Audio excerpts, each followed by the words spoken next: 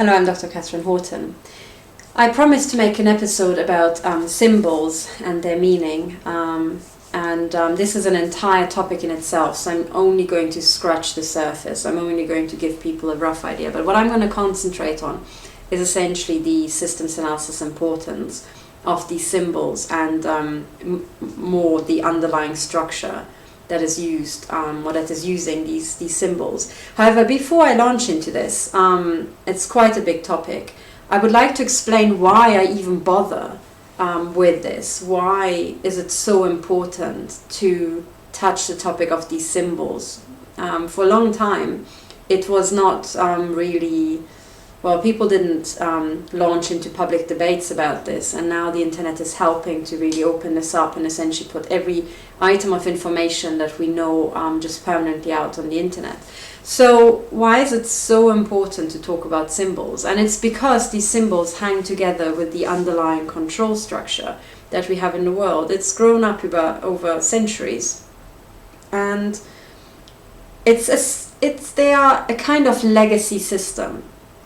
And the problem is the way these legacy systems have been built was giving huge profits to a certain number of people, and they were very, very successful.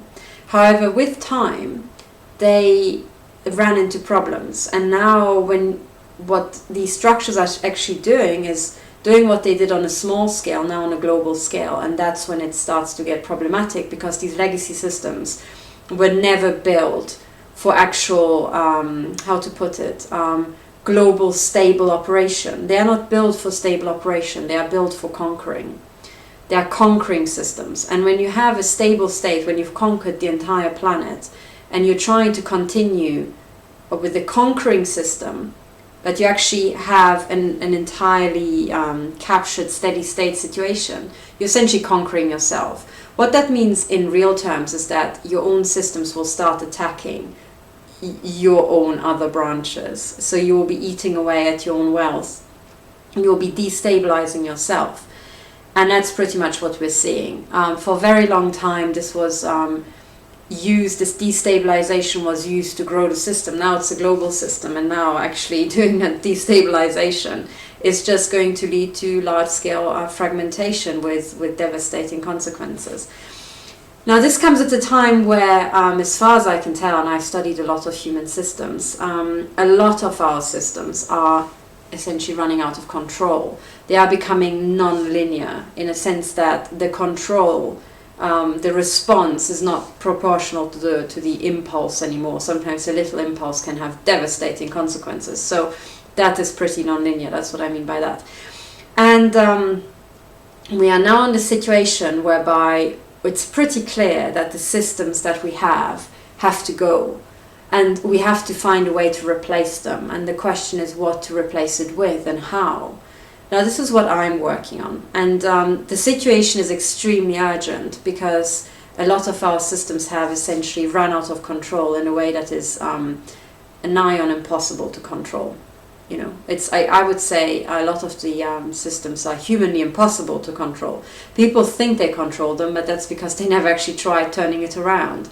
It's when you try to, if a system is running its course, you can sit on top of it and think, hey, I'm controlling it, fine. But you're not controlling it, it's just running under its own inertia.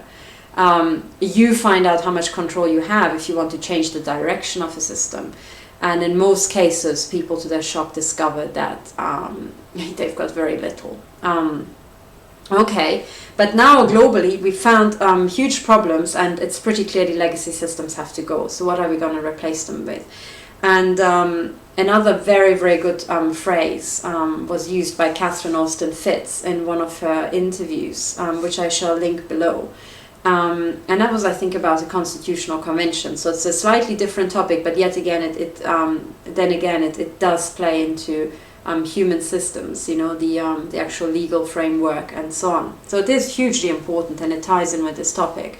But she used the phrase, she said that the US administration is now split into two camps. One of them is essentially the scorpions. The scorpions are always very nasty. They just sting people and poison everybody and just want to harm people.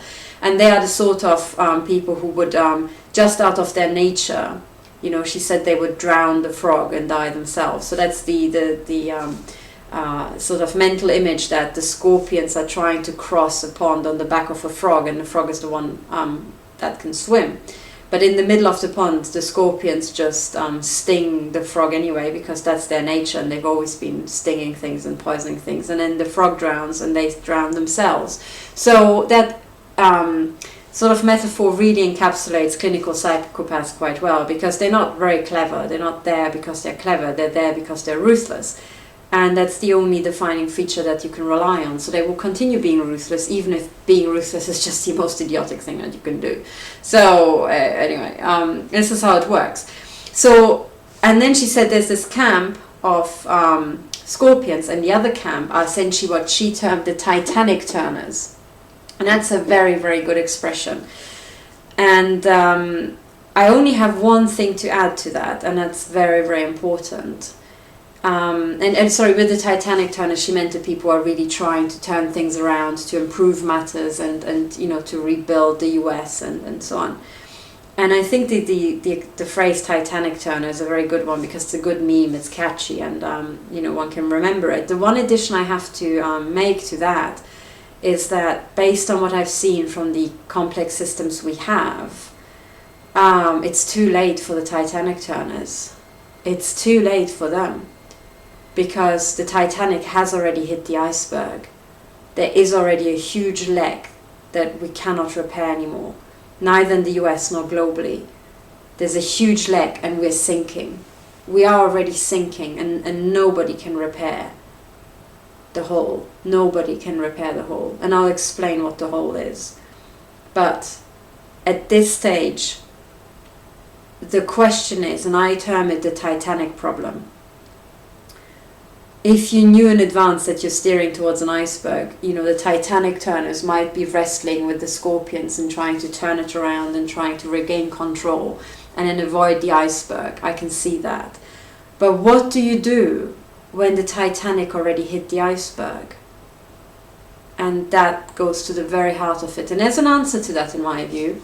But I term it the Titanic problem, and I actually want everybody who's listening to this video to think about the Titanic problem. What do you do when you didn't see the iceberg and you've already hit it, and the Titanic started sinking? What do you do? What do you do? As you maybe know, the Titanic had, I think, thousands more people than it had actually rescue boats. So the question is, what do you do? You can't swim in the Atlantic, because I think the temperatures were such that a human being after half an hour would have just died. They would have just essentially frozen in hypothermia, and just their life signals would have just been switched off. So there's no way for everybody to get into the what's that called, the rescue boats, right?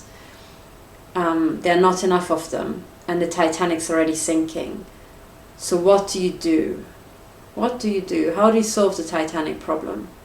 Is there something you could do? And maybe it helps if you actually go and watch the film Titanic to get your head around this, and start counting from the point when, you know, essentially the leck hit, and the people around the leck actually started telling people that there's gushing water and the ship is sinking. So what do you do?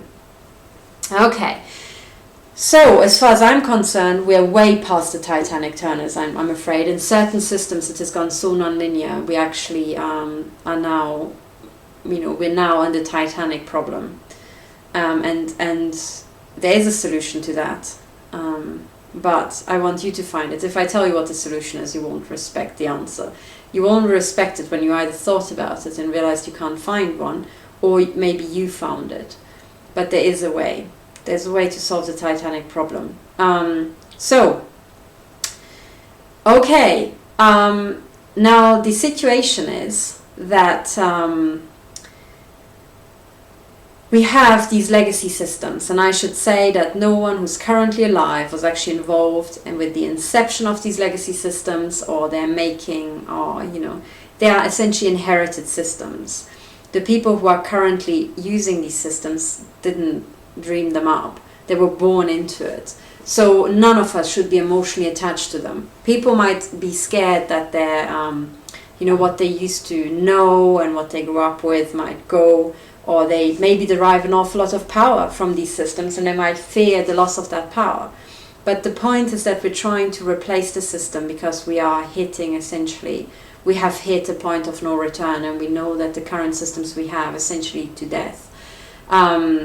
So we have to come up with something else. So, as far as I'm concerned, these legacy systems are there to go ASAP, because we are in a situation where bad things started happening.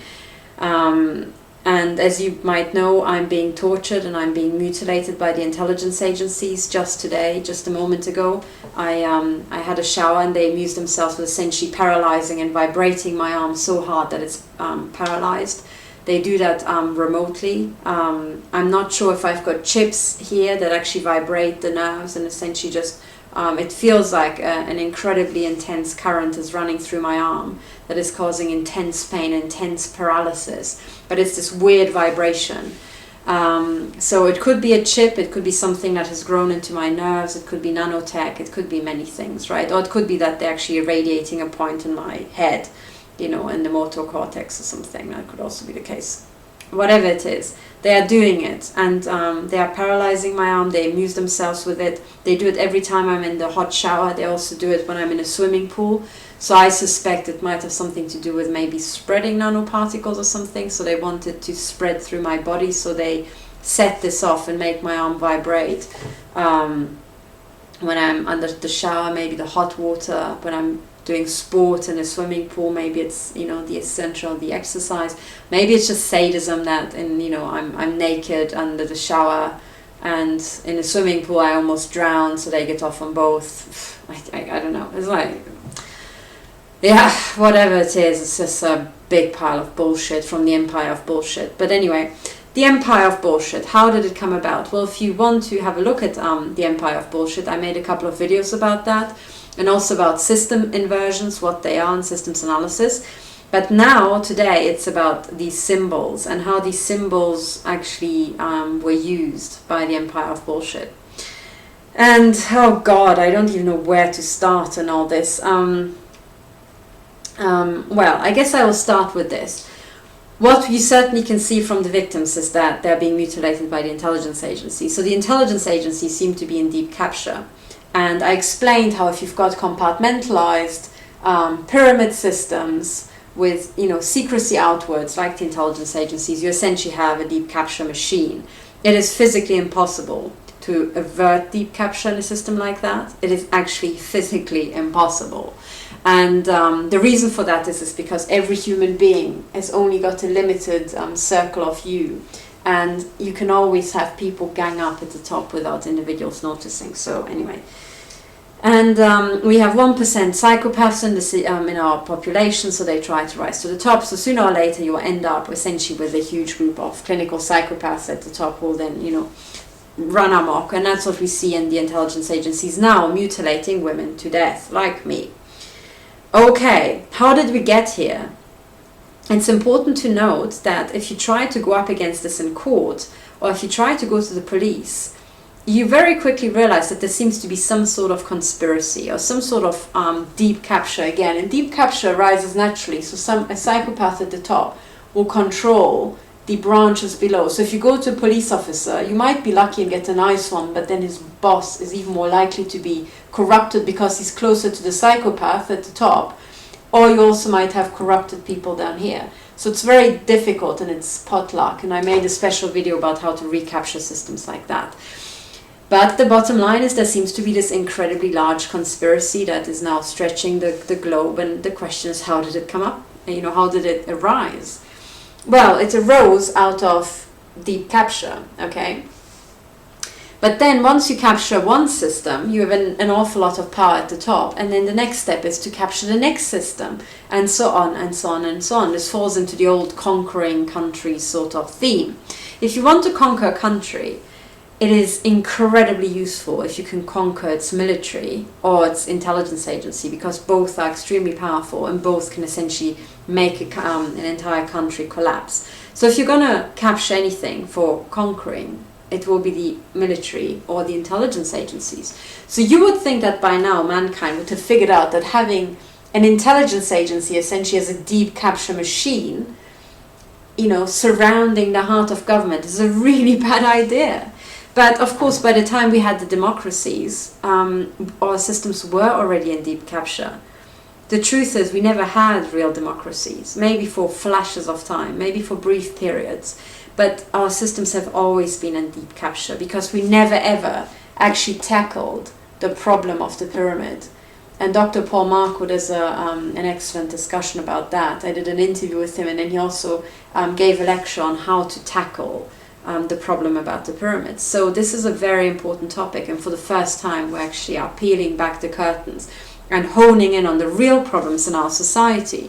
And we can use systems analysis for that, we can use psychology for that, and many, many other tools, also mathematics and computer simulations.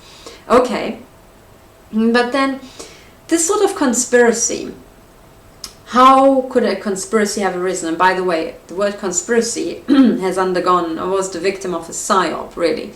I mean, the legal term conspiracy to defraud, conspiracy to commit homicide, is you know, so current in every legal system because conspiracies are just so common.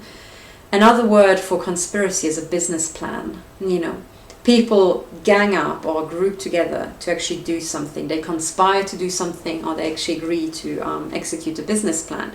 So if there's some money to be made, then people will conspire. Okay.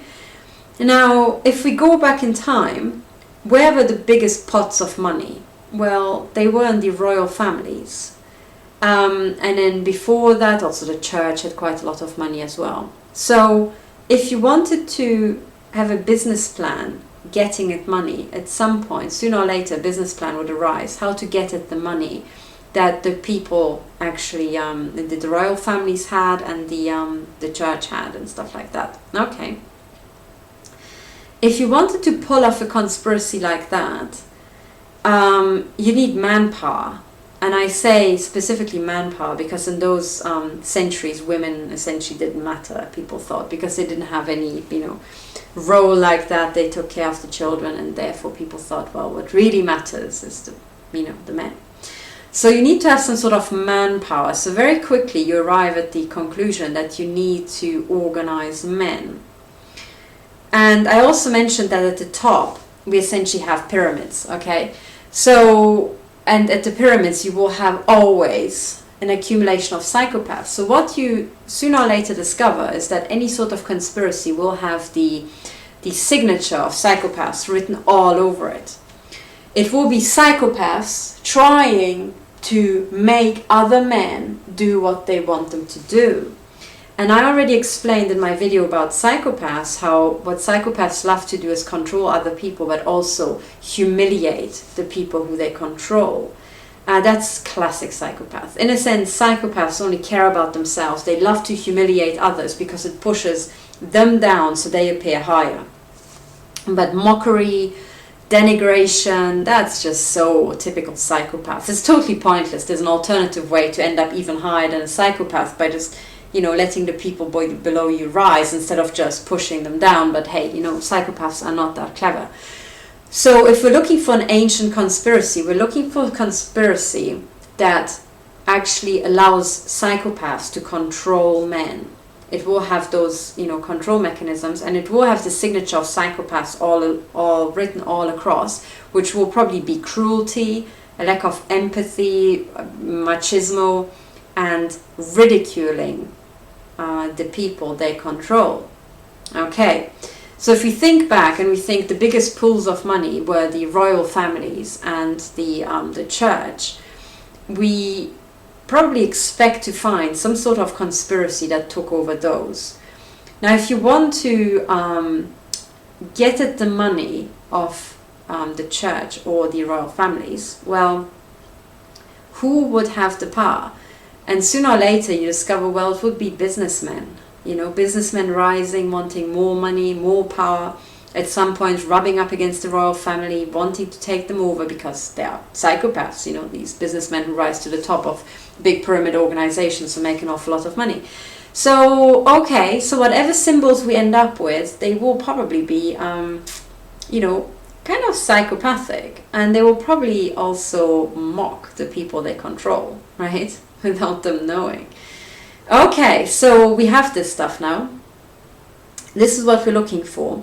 And then I probably don't have to tell you what sort of symbols you can look for. I mean, one of the really famous ones, right? And I should also say, I mean, I have to say, I'm much more keen on explaining the effect of these sort of groupings and conspiracies and actual, because what these conspiracies do is put a structure into our human systems, a sort of pyramid structure that will then go around conquering other structures. And I'm much more interested in actually the physical principle of how this comes about and how it can be cycled and changed than actually the symbols. Because I have to be honest, and by the way, this video, because it's about their symbols, it's going to be full of disrespect as well. But, if you can't take the language, I'm sorry. I'm trying to, be as calm and rational, but sometimes it's just so much bullshit I can't handle it. And I have to say, every single time I have to delve into the symbolism and the nonsense they do, it really is like, it really is like, watching men masturbate. It's like, oh my god, oh no, do I have to look at this? Ugh, is this necessary? Oh my god, it really is like that, because it's just so pathetic. And it's also hilarious. On one level, it's absolutely hilarious when you actually realize what these men have been duped with. So, there we go. It's not a pleasant sort of topic, but let's launch into this. So, symbols. Okay, now, one of the probably most famous symbols in terms of this conspiracy, right, is essentially the all-seeing eye, right? So I'm just gonna draw an eye somehow. Okay, the all-seeing eye, and then sometimes it's drawn with like, rays coming out of it, right? Ooh, the top of the pyramid, right? I mean, automatically you know that this is representing a taller pyramid and they are at the top. Okay, so this sort of symbol is used by a bunch of sort of conspiracies and actual organizations of men, and that typically represents the top. Okay, and it's the top of the pyramid and yada yada yada. Okay, the question is, why would you want to have these men organized like that? And the answer is quite simple. Well, because you want to have them essentially as your private army to capture something else, to take them over. Okay, nice. And then when you do, I already explained, I think in a previous video about psychopathic systems, that when you want to do that, you have to keep it secret, obviously. So if you want to take over a royal household, you have to have a secret society. You can't really publicly, advertise that you're about to rob the royal family or the church, because they will take action against you. So, you will try to do it in a secret way. So already it follows that you were looking for some secret societies. Okay, the symbolism of secret societies. And then you would think, well, taking over the royal family or the church from the outside is kind of hard. What works even better if you could infiltrate? So whatever system you're looking for, it will try to pull these people in, exactly the people who they're trying to rob. Okay, fantastic. God, and then, so you have this sort of conspiracy, this sort of business plan to get at people's money. And then what you have to do, and this is where the symbols come in, is number one, do the psychopathic thing of project power, project a higher power. Now, psychopaths are also just people, but what they like to do is when people figure out that they're just people, say, oh, but we are referring to a higher power. So we have some special powers. We've got demonic powers. We're, in touch with Satan or God or I don't know, but something that will trick a human brain to think, well, you might be just a human, so why should I listen to you? And they're like, no, I'm not just a human. I've got this link, right? This broadband link to something higher. So look, I'm bigger as well, Okay, so this symbolism will be also, a power dominance display. And it works extremely well with men. But then also, when you organize people into a secret society, well, you invite them in and then there they sit, Well, what you have to do is also create a loyalty scheme, right? And you have to try to pay these people, make them continuously work with you, for you. Now you can pay them money, and that's going to be extremely expensive over the long run. In a sense, you would have to have the money to run an army, and given that the royal household has the money to run an army, you always will start off with less, and by the time they figure it out that this is what you're doing, you'll be essentially slaughtered by a big army, so you can't really do it that way. So these psychopaths had to find a way to get men, for it was all men, to get men to work for them for free. Okay. And psychopaths figured out how to do that. They actually did. And they used two things. Number one was exactly this sort of thing of, dominance displays, appearing much more powerful than they were, and essentially keep people always, at the feet of this perceived power and run after that power for protection or whatever. So there's a lot of spoofing and faking going on, but psychopaths don't have a problem with that because they will lie, literally, without blinking. So that was one trick, but the other trick is also the loyalty scheme trick. It is essentially the psychological trick that if you have made a little investment, you're much more willing to continue making investments than to just drop it and cut your losses,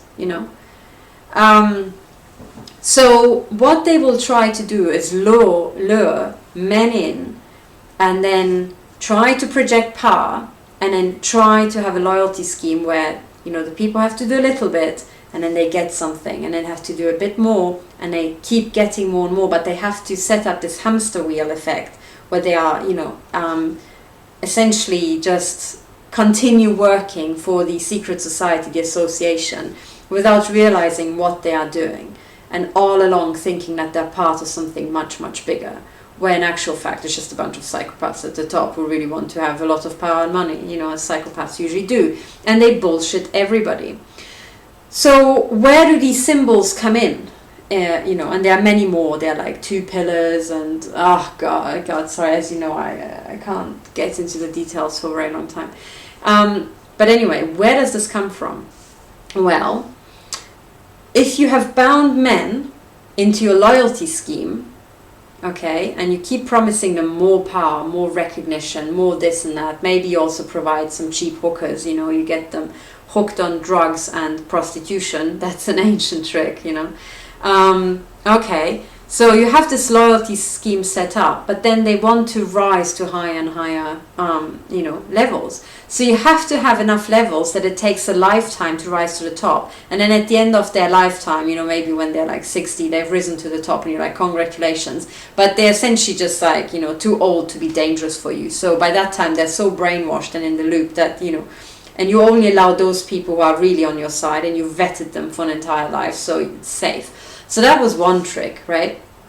It's putting in an awful lot of levels, so people just keep rising through the levels and essentially never get there, so they continually have to work for the psychopath. So a classic is in this department is essentially the Freemasons. Like, how many degrees do they have? Like 33. And then that's just, I think, what's official, because I think above that, you're still not at the top. Like 33 levels. Did anybody find that odd? Like if you could just jump a level every year, which I don't think you can, it would take you 33 years. That's like a working career. Do you see what I mean? 33 degrees, hello. You take a lifetime to get, like, what on earth could there possibly be? And what's the trick? How the hell can you fool men? And it's about secrets. It's like, ooh, we are so special, project big power, we're bigger than we are. We've got secrets, all these secrets, like really, the secrets to power. Oh, really? Do you? But men actually fall for that because they like power. And it's like, oh, well, you have to do this, and then you have initiation rituals. And there's actually, do I have the book by the psychologist, what was his name, Italian name, and where's his book, because you have to read it to actually understand. Yes, Robert B. Is it Cialdini? Do I pronounce it correctly? I don't speak Italian. And this is about influence, and he actually explains the psychology of how con artists and so on tie you in, you know. And it's about social manipulation and so on, and how it's done, and you know how you can actually create a cult and so on.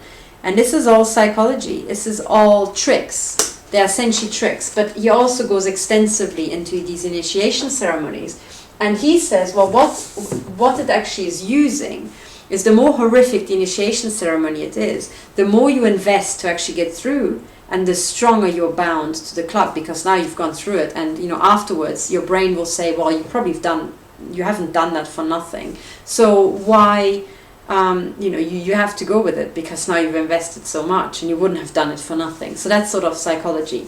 So all these secret societies will have some sort of horrific initiation ceremony, and then try to bind you for life, and maybe also have financial things that, well, we help you a lot financially in the beginning when you're a student and you're actually very, very cheap, you know, and then later when you're really rich, we want an awful lot of money from you.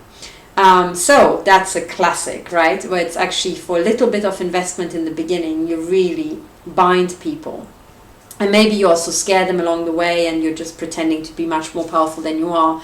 And essentially you tell them, oh, everybody's doing this, so, you know, and so on. So this is how it works. And then you would have to have some sort of symbolism that, you know, actually reflects that, and power and this sort of stuff. And you would try to make it really desirable to rise to the top. And you would have to be, you know, very masculine sort of symbolism, like a flower. I think there's some that have flowers, but they're not really the most warrior-like always, you know. I mean, typically they have something phallic. So you need some phallic symbols that's really good with men, you know, something and that projects power and, you know, rise to the top. That has got like a subliminal, you know, rising is a good thing, you know, and phallic symbols. Okay, so it will be something like that, right? And then you'll set it up. And then at the very top has to be something like, you know, like godlike, like special rays, you know, coming out, like, you know, like a halo, special power, like the sun, you know, like so powerful, yada, yada, yada. Okay. And then you will end up with a symbol. But one of the things I said also is that it will be extremely psychopathic. And when a psychopath sets this up, don't forget that he wants to control everybody and make them work for them, but he doesn't respect them.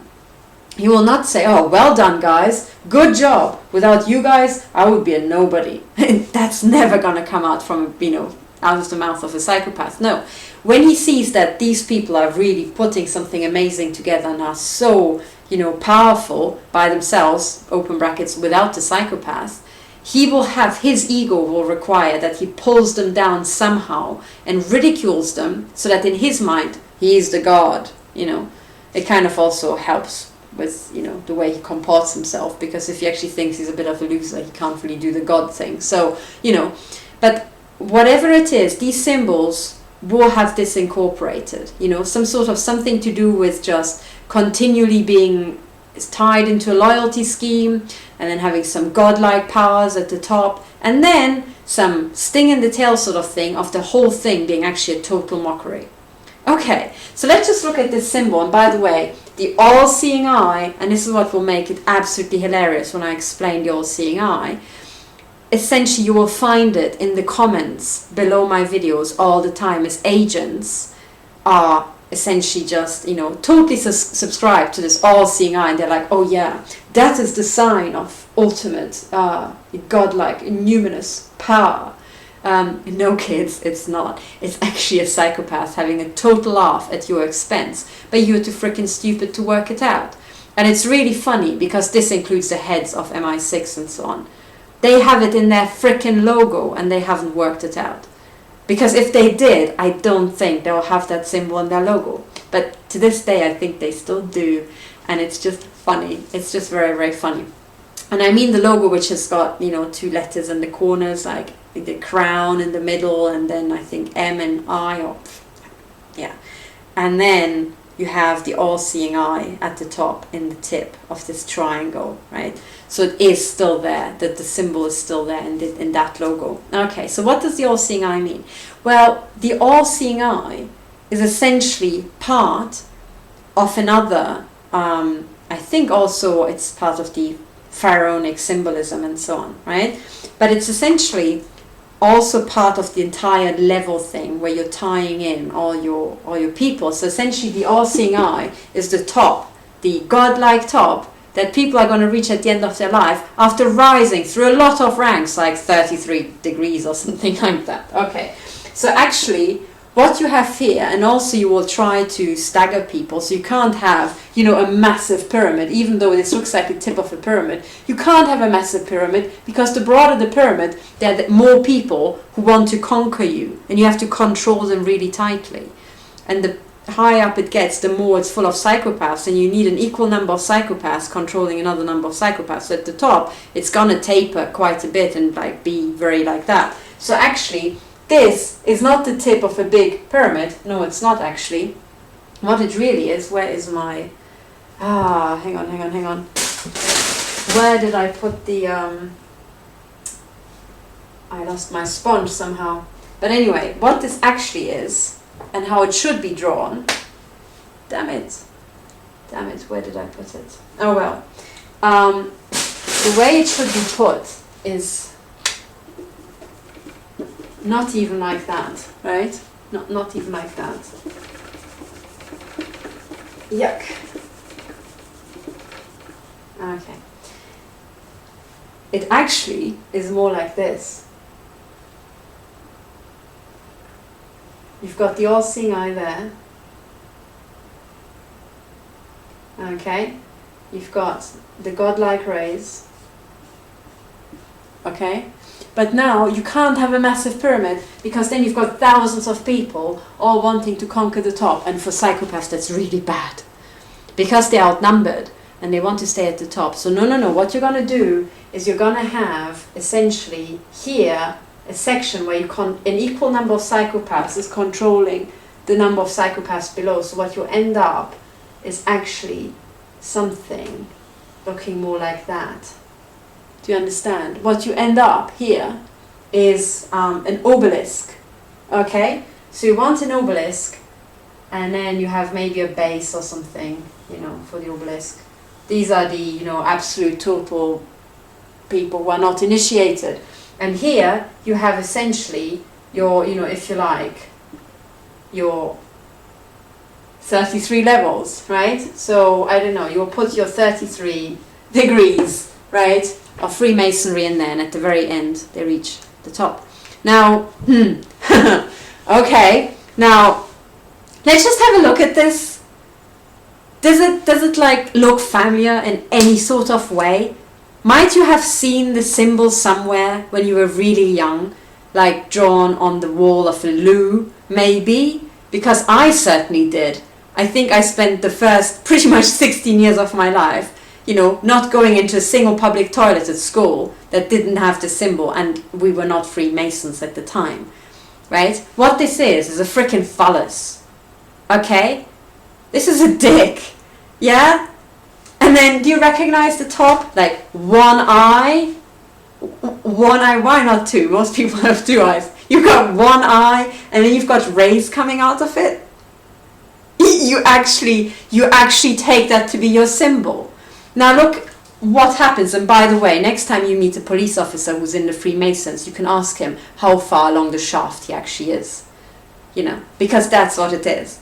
And then let's just think about it a bit. So you've got the Freemasons, right? And you spend your entire life trying to rise to the top. Well, what's at the top? Welcome to the League of Dickheads.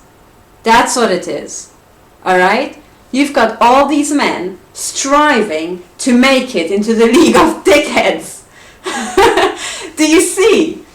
And this symbol is ancient. They've been bullshitting men with this for centuries. And it has all the elements you need. It has essentially all the many, many levels. So it will take a lifetime to actually rise. It will be the promise of just the most mind-blowing, godlike, you know, sensation at the top, right? Okay. And then, you know, meanwhile, what you actually have, even with your people who reach the top, you will have a total denigration of what they are, because at the end of the day, this is the full picture. At the end of the day, everybody who's in this system is actually way below, by design, below a psychopath or a group of psychopaths. They're not going to be, rising to the tune of somebody else. They are born thinking they're at the top. Do you understand? So some psychopaths are thick enough to actually get into this, and they say, okay, that's the system. I'll try to rise through the system and get as high as possible, and then essentially be happy being just like, when they're here, being slightly above the knobs down there. Well, that's really nice. You're really far along the shaft. Well done, becoming the head of MI6. Well done.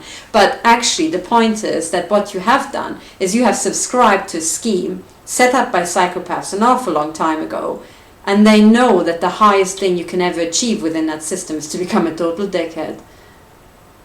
And they put the symbols on your fucking MI6 logo, guys. They put it on the logo. It doesn't get any more in your face than that, does it now? Yeah? And what you do your entire career at MI6 is try to rise to the top, to the tip. Was it good at the tip? Whilst it lasted? Was it good? Hey, you can't make this shit up, people. You really can't. And then this symbol here, right? Because this is like, God, if you just allow the men apparently to just rise along the shaft, they're gonna be at it all their life and enjoying themselves like nothing else. And this model has been a total blockbuster success throughout centuries, like freaking centuries. And with this, essentially the League of Dickheads, they managed to conquer entire countries. And I'm not making this stuff up. And every time they conquered a country, they put an actual monument to their achievement, having finally achieved it, right? They put a big monument there, being essentially a massive dick. Like, we're here. That's what it means. We've arrived. Now, if you look around the world, you will see this and it will stare you in the face. It will actually stare you in the face. For example, take Washington, D.C. And that's really interesting, Washington, D.C., because as far as I'm aware, to preserve the fact that I think the White House is the tallest thing, no one is allowed to build any skyscrapers in Washington. That's why it's so nice and leafy and actually pleasant to live there, because you don't have the frickin' high-rises blocking the sun and looking just a bit shit. But hang on a second, because there's building regulation that no building, no edifice is allowed to rise above the White House for like ego projection reasons. And then you've got a massive pole like that, just opposite, which is like way above the White House. It's like, we're here, right? In your face. That's what it means. There's the League of Dickheads that managed to conquer, essentially the White House. And it's true, because so many of the presidents of the United States were happy, doing this, and then with the other arm doing that. Freemason symbol. I don't really know much about Freemason symbols, because I'm like, oh God, no, please. I don't need to watch the rising through the ranks. I really don't need to see that. But, you have all these presidents of the United States being proud Freemasons. Okay. Including brainy cogs, Benjamin Franklin. You really joined the club, Ben, did ya? You can't make this shit up. But this stuff is ancient, and it's not just Washington, D.C. You will see the obelisk, the big obelisk, sometimes also a big black obelisk, which I find absolutely hilarious, in white countries. So, it's like someone said, oh, I think we should have some black stone from Egypt. Really? You want to put that into London? Well, someone has got humor. But anyway, so that's that. But then the question is, the trick question, not trick question, the quiz question is, where's the obelisk in Paris? Anybody seen an obelisk in Paris? Look at the shape. All you need is a tip radiating, and the long shaft, like pretty much not a pyramid. No, we're not talking Egypt here. No, because the psychopaths here have to control the psychopaths there to keep them down. You can't have a massive pyramid, because then one level down, you've got maybe 30% more psychopaths trying to get at the position of the, you know, minority psychopaths. That's bad. That's going to lead to slaughter. So people pretty much figured out that you very gradually allow more psychopaths in, and you try to keep the more senior psychopaths, you know, holding the other ones down. So that's the idea behind it, and that's the reason behind it, why it has to be like that. Okay? But in Paris, if you look at it carefully, well, that's the Eiffel Tower. That's the Eiffel Tower. Who built the Eiffel Tower? Was it a Freemason? Right? Who commissioned the Eiffel Tower? Was it Freemasons? But the point is that these Freemasons thought that they were the top of the game, because they actually got to the top, or maybe they were only just like down here, you know, but they were heads of state, and heads of the military, and heads of this, and heads of that, and, you know, heads of something or another. They certainly were. But the point is, in all this, what they actually were is fooled by another group of clinical psychopaths who really don't have time, you know, to be rising through the ranks like that, because they're already at the top, and they're not here at the top. They're like there at the top, and they make sure that there's a huge gap. I mean, just to avoid the spray as well, you know, they will be far out of range for anybody to ever get at them by any sort of measure. And they will stay behind the scene, and meanwhile they leave the little useful psycho idiots rising busily through the ranks. So much about symbols. Now there's also another, you know, symbolism, because that is just essentially what you see here is the loyalty scheme. The absolute, and you know, men are a great fan of loyalty schemes based on that. They are loyal to that, honest. So that's really nice. But then there are also other symbols, and they also have this meaning, and it's exactly the same. On one hand, they project power and, like, you know, oh, this is really the secrets of the universe. And when you actually look into it, it's like, no, it's just some psychopath essentially running a business plan, trying to get at an awful lot of money, awful lot of power, and essentially just, you know, yanking a couple of other psychos around who are just not as clever as he is, you know, or not as rich. That's all it ever is. And this is also why, I mean, this stuff works amazingly on men, and it just doesn't work on intelligent women, because we see that and we're like, can you see it? You know, you look at the dollar bill and you're like, and this is why it's so funny. It's so funny when you have these little grunts hired by MI5 and the BND and the NDB, and they write on my profile, the CIA for that matter, because this loyalty scheme has gone global. It's a total success. Wherever you go, 50% of the population is men, and therefore will totally go for this. And you can conquer entire countries.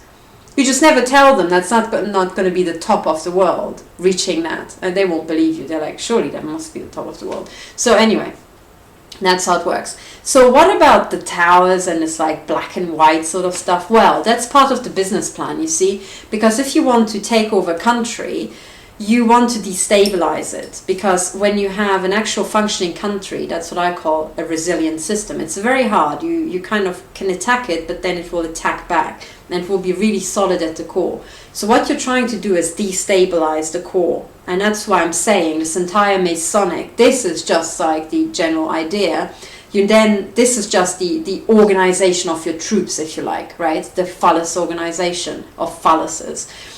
But then you have to think about, okay, now I've organized a lot, what do I do with them? Well, I want to conquer another country and then get the wealth. Okay, and you're not very clever, so you don't do systems analysis, and you don't think, well, actually, I could be so much richer doing something else. No, you're freaking psychopath who just wants to get, you know, yank one off in your own way, and the Obelisk doesn't quite do it for you. So you need to conquer countries. Okay, how do you do it? Well, you want to destabilize countries, so you want to cause havoc. And then you want to also get in there when the havoc is solved. So ideally you cause havoc that only you know how to do, and then you cause havoc, you come in as the savior, and it's like, nah, you know, everyone wants the savior, and then they will, you know, lift the savior and say, thank you, savior, you know, you're amazing, and then you're at the top. That's the business plan. Okay.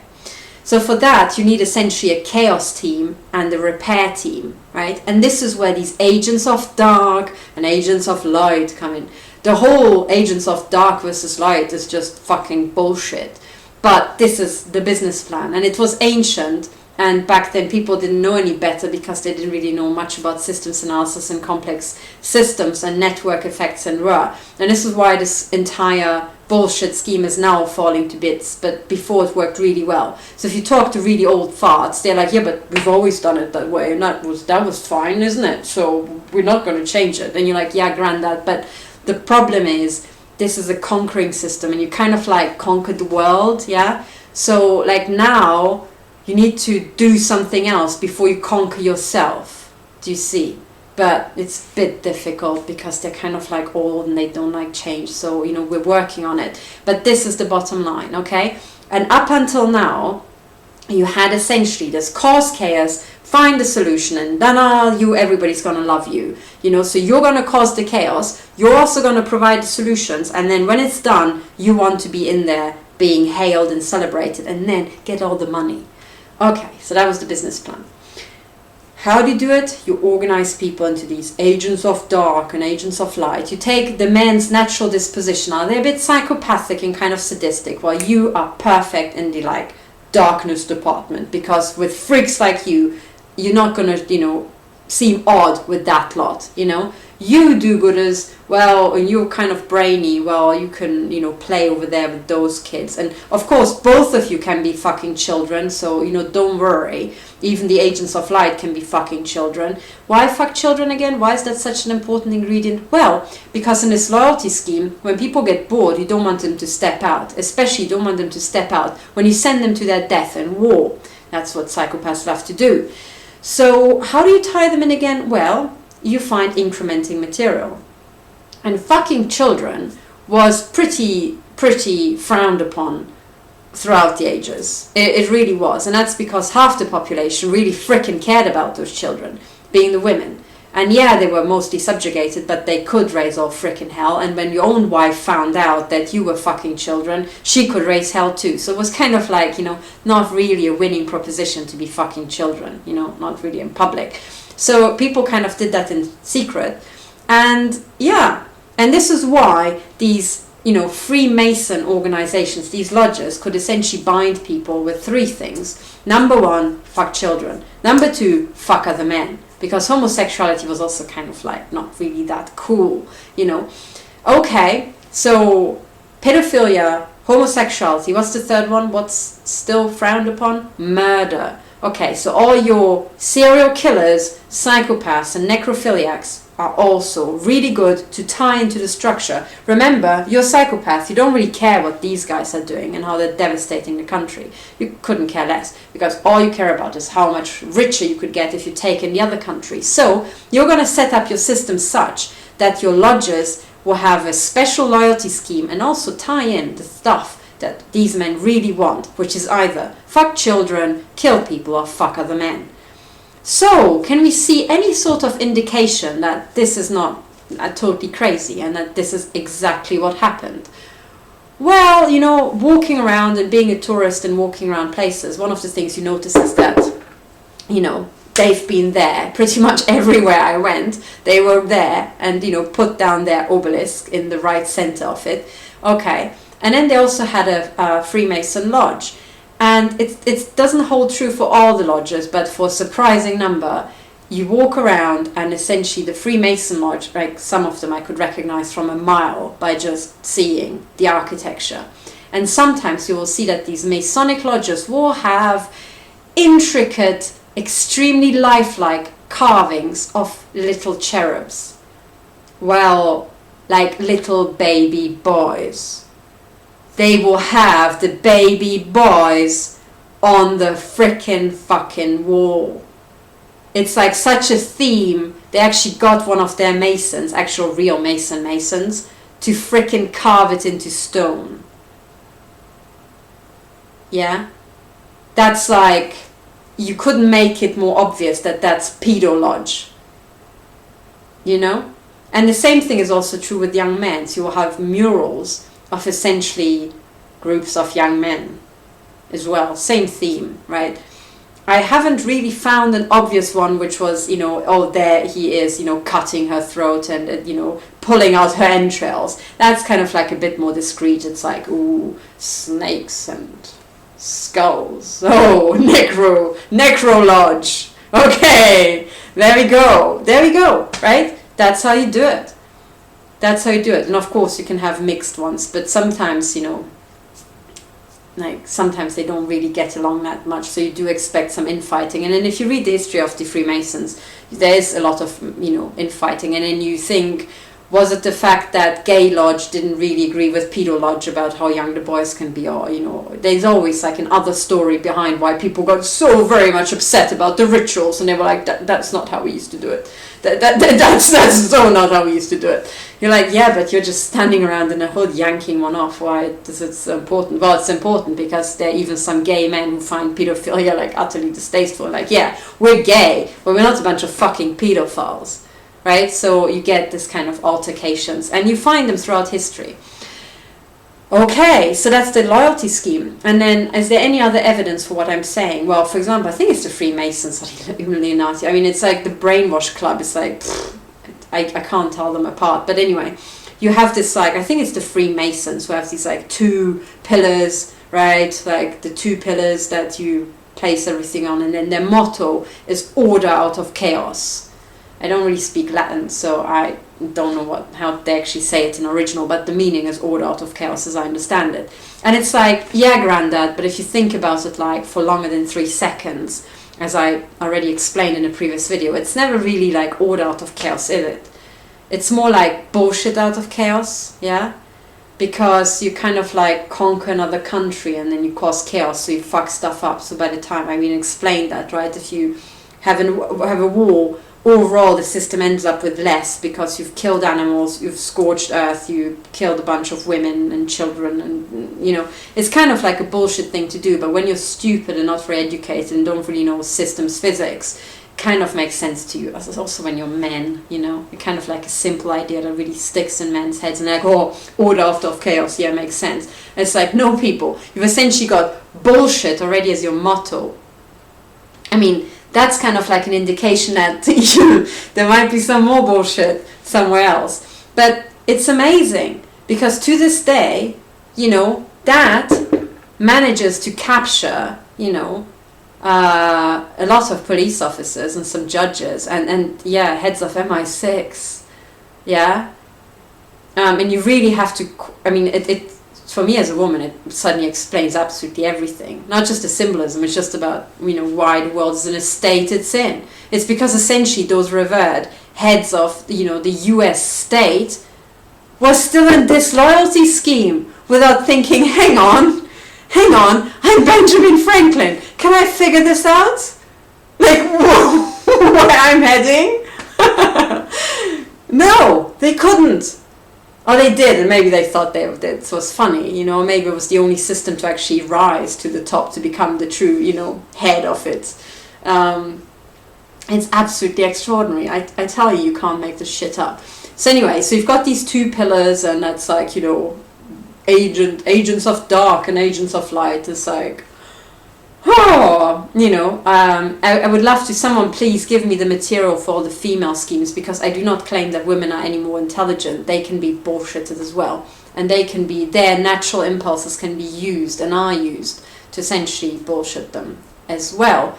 But this particular scheme, you know, is just astounding, I have to say. I mean, I don't know, like the female schemes, do they have like vaginas or something? I mean, you know, just imagine in every city you went, it's like at the whack in the middle there would be like a vagina monument. It's like, okay, well, the symbols are a lot more interesting than the Freemasons, I have to say.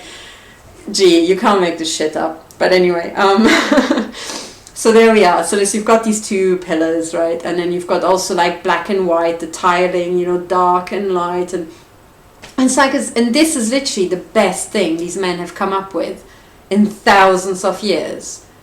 I mean, doesn't that tell you something? You know? And yeah, it does tell you something. I think ultimately there's something missing here. They don't get certain things. And thank goodness if you can't see something, you can still detect it with maths and physics. So you can kind of like, you know, work your way there. That's what mathematicians do. You know, you can't really grasp some concept that's just too complex for your head, but then you can use mathematics to actually lead you the way step by step, and then you can figure it out.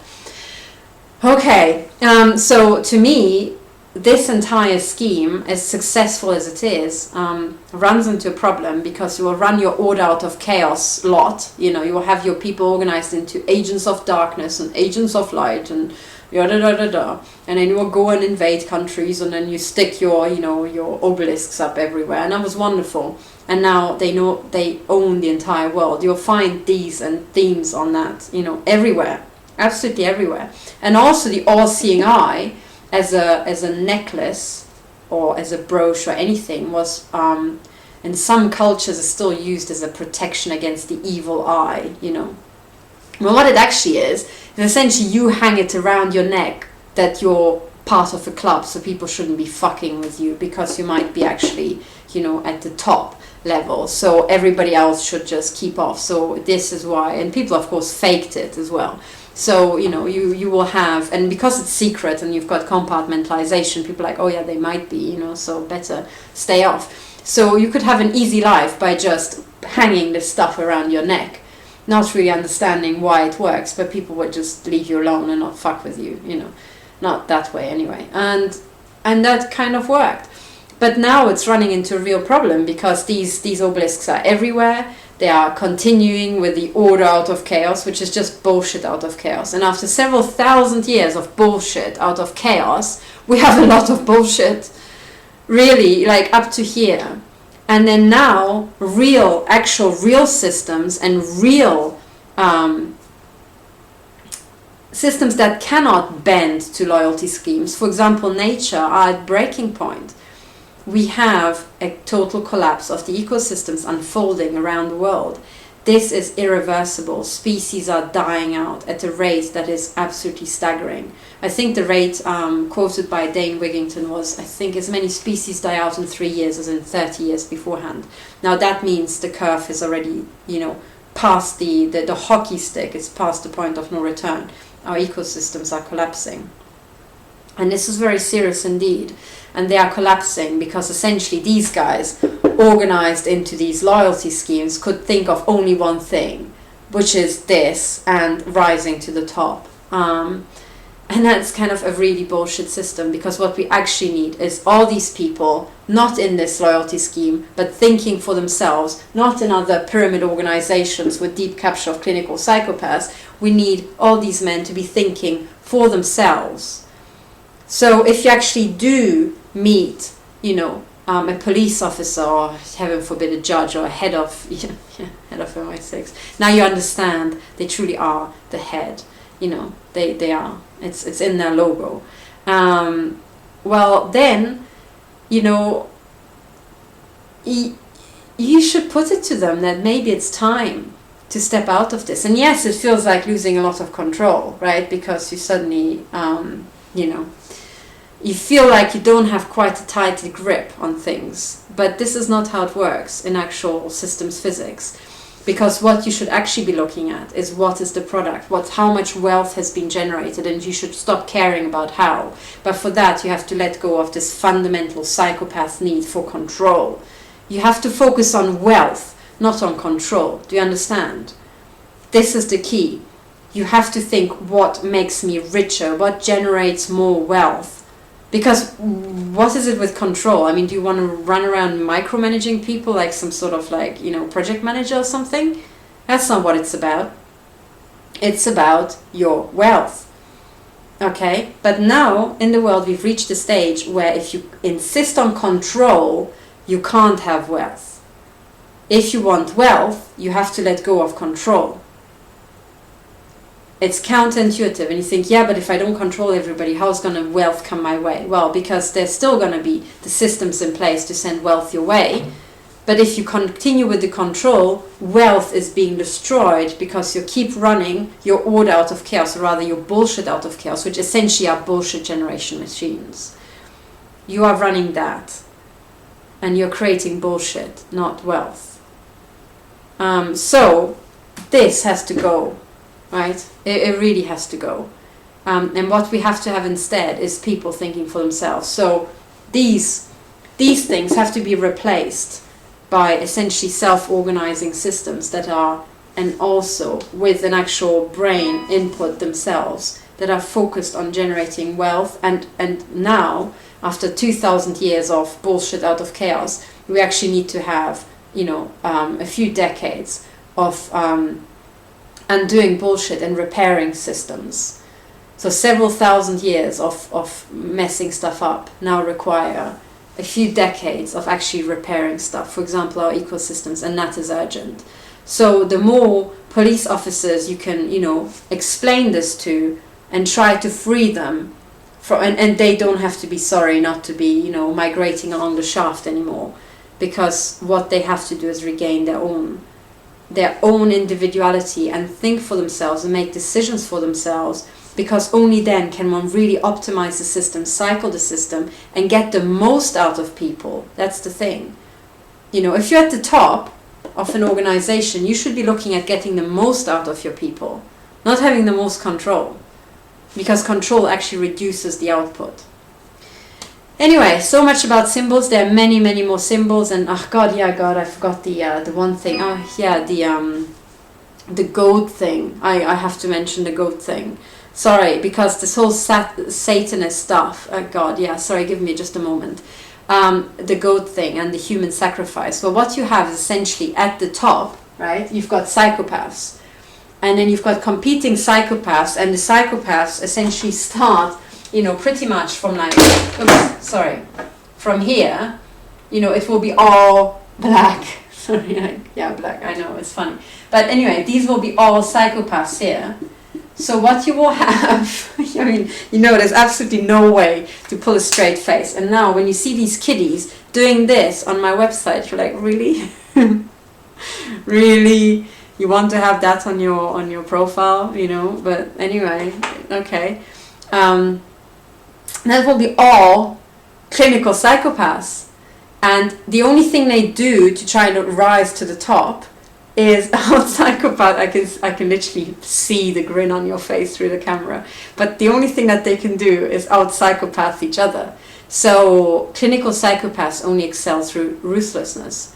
So it will be ever more ruthless, and ultimately they will try to outdo each other with sicker and sicker mutilation and murder sessions.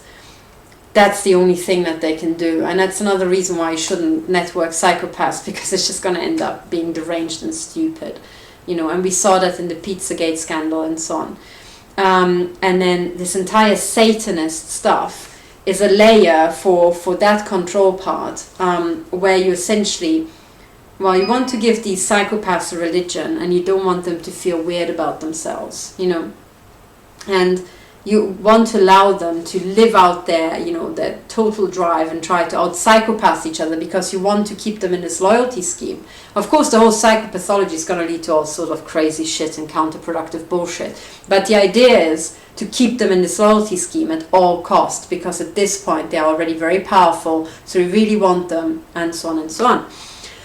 Okay. So that's, now you understand where the children come in, you understand where the Satanism comes in. Now this goat thing, I have to say, where's that, I even have the copy of Private Eye lying around. Actually, maybe it's this one here. I think it's this one.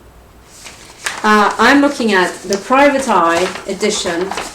This is the one with this absolutely hilarious jokes about Putin, with Donald Trump on here.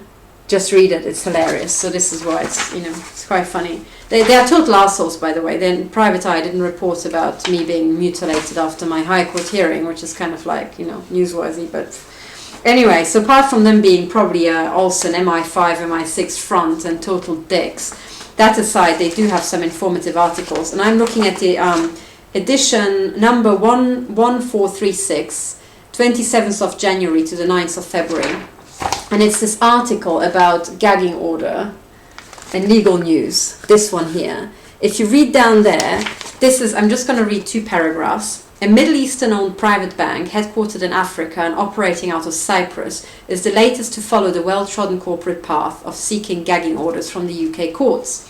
The Lebanese owners of FBME Bank are seeking to silence the private investigators they hired to contest a blacklisting order imposed by the US government for being a money laundering operation. Court documents seen by the eye show that not only did the private detectives agree with the US authorities, they also claim to have uncovered a massive credit card fraud and transactions involving child and animal pornography. It's hilarious. I mean, I when I read that, I couldn't help myself making a joke about, that's a handsome camel, no? I mean, it's absolutely hilarious. Animal pornography. And then I was laughing my head off about this because I thought it was absolutely hysterically funny. And then at some point, I just thought, hang on a second.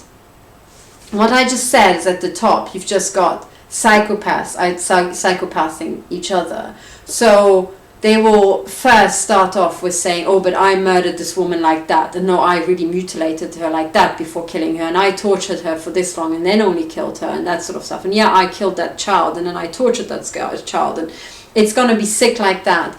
But you've been doing it for hundreds of years. So what's going to be even sicker than raping, mutilating and murdering a child or a woman?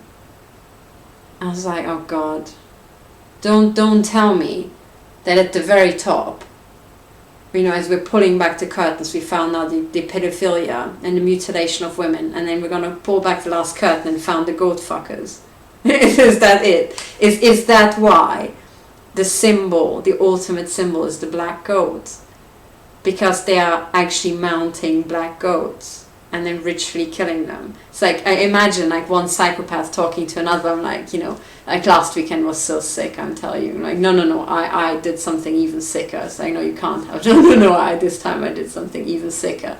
Is that where the animal porn comes in? Is that like top Illuminati porn that we've just chanced upon here? And literally the FBI just missed it because they're like, yeah, it just involves goats. I don't know. But hey, thank God it's not children this time. Never mind the goat people. And it's like actually the goat people at the core of everything because they're so fucking sick in the head. They're like way past women and children now. They're onto the goats. Oh God, it must be something like that. It really must be because, I mean, at the end of the day, the people at the top are just totally sick in the head. So, I'm like, oh God, we're going to find the goat people. So anyway, if someone can explain to me what sort of animal pornography was involved, did it involve goats? I'm not sure if I want to know. I'm not sure if I want to know the answer. I'm scared of finding out the answer.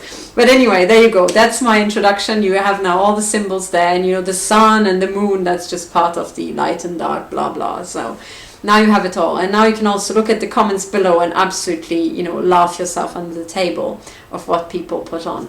And by the way, just last thing, you will find the symbolism also, and it's hilarious. You'll find it in the architecture as well. So for example, if you look at the BND, it's kind of like the Stasi building. The BND is moving from Pullach in Bavaria to Berlin. And the new building in Berlin, I've seen one photograph, and it's like, God, it's like the fucking Stasi.